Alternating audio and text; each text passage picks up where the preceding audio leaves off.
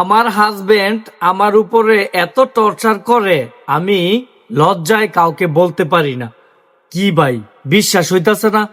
আরে ভাই, এটাই সত্যি। স্ক্রিনে দেয়া যে ভিডিওটা দেখতাছেন না, উনি কিছু গুরুত্বপূর্ণ কথা বলেছেন।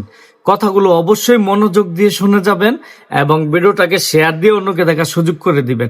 আগে ওনার কথাগুলো শোনেন, তারপর অবশ্যই গাইস আপনার মূল্যবান মতামত এই ভিডিওর কমেন্ট বক্সে জানিয়ে যাবেন।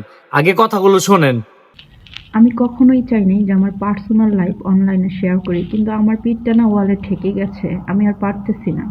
আমি 6টা বছর ধরে এই ডিপ্রেশনে আছি। আমার হাজব্যান্ড আমার উপরে এমন টর্চার করে, আমি কারোর কাছে বলতে পারি না। সে আমার গায়ে যখন হাত দেয় তখন সে এটা চিন্তা করে না যে আমি মরবো কি বাঁচবো।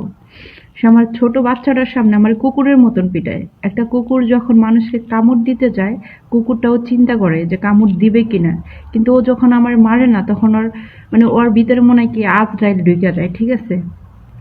এমন পরিমাণে টর্চার করে। আমার গলার ভিতরে গামছা পেঁচাইয়া তারপরে যখন দেখে যে আমার গলা দিয়ে রক্ত চলে আসছে বা আমি মরে যাব এখন, তখন আমাকে ছেড়ে দেয়।